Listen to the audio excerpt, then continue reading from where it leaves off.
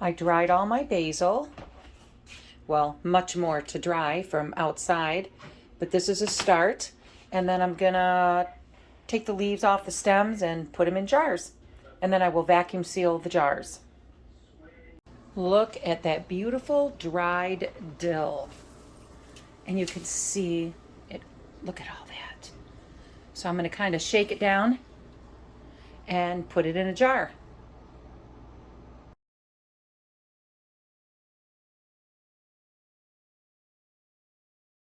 It's super simple to do dill.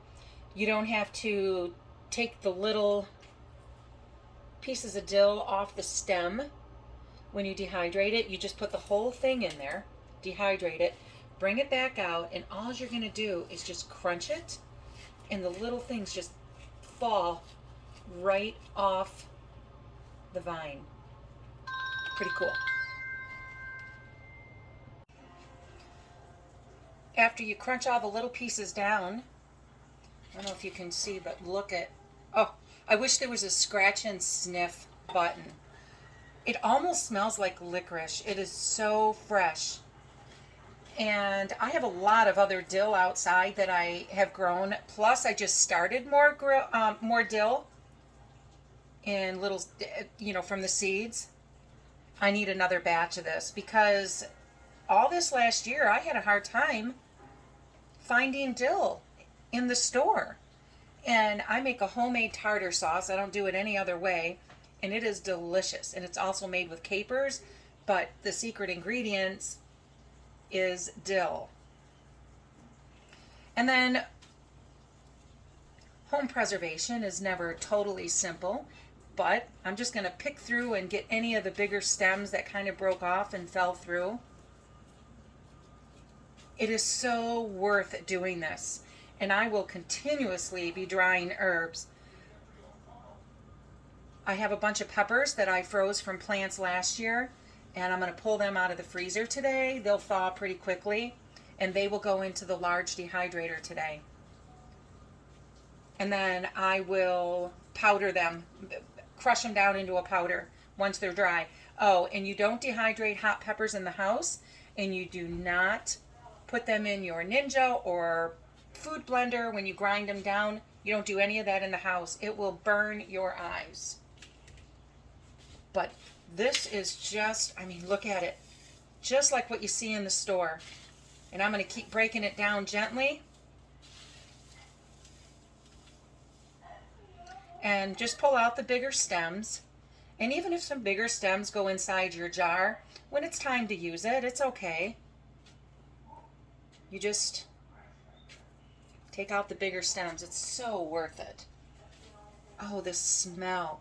And I will put this in a jar, and I will vacuum seal it with my food saver machine to keep it nice and fresh. Because I will have several jars. So the only jar that probably won't be vacuum sealed will be the one that I'm currently using. But the other ones will all be vacuum sealed to keep it fresh all year. I'm hoping I don't have to buy any more dill ever again. If anybody has any questions about dehydrating, let me know. And don't forget to like and subscribe and watch Jeff and I as we're on our journey, homesteading, trying to be self-sufficient, making sure we can grow as much meat, fruits, vegetables as we can, and watch our trials and errors as we go through this process. Oh, all right. So now I'm just gonna put it. I'm gonna put it in a jar.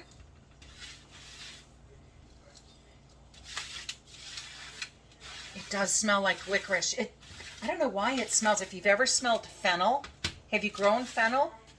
My fennel outside smells like licorice. It's the first time I've grown it. So I'm surprised that this dill is smelling similar to the fennel. And this is just the start. These are green onions that were dehydrated. and they are beautiful. Anytime when you're dehydrating, if you don't think something is totally dry, like this piece right here, I'm going to remove it. Never put anything moist inside of your jars when you're dehydrating. If you're just not sure if it's dry enough, put it back in the dehydrator longer, or just omit it, remove it. It's not worth it. It'll create mold. And this one here, and what it is, it's some of the thicker ones. But I'm going to grind these green onions into powder, onion powder. I'm excited about that. Like this one here. It's some of the bigger ones. I think if they're cut up smaller, they'll dry out. All right, and I'm going to show you what I'm going to do here. I'm going to make sure these are all dry. And then I'm going to get my little Ninja blender and make this into powder. I'm going to put them in my little Ninja blender now. Let's see if I can. I love these. It helps not make a mess.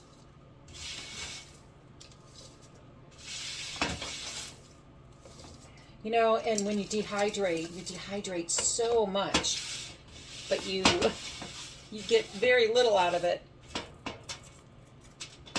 But it is well worth it. You just have to grow a lot of herbs, especially if you're trying to get through a whole year until your next garden comes in.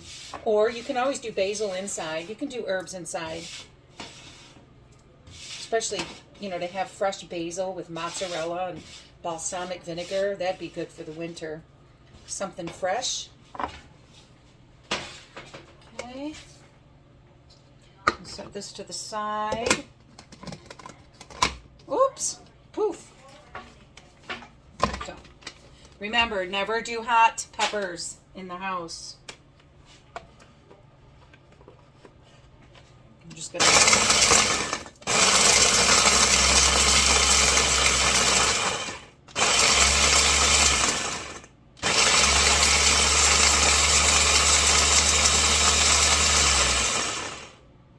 Let's make sure. Oh, wow.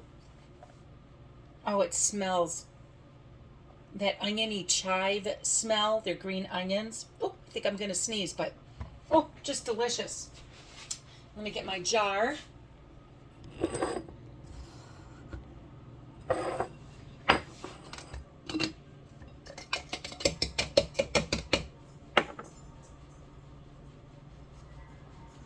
Okay.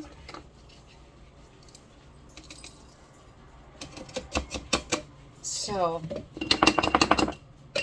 there we go. It's so rewarding. And this is a quart, so we will just keep filling it up.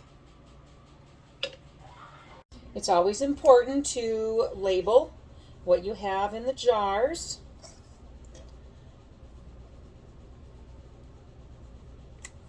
All right, so I'm going to keep the lids off of these jars for a bit.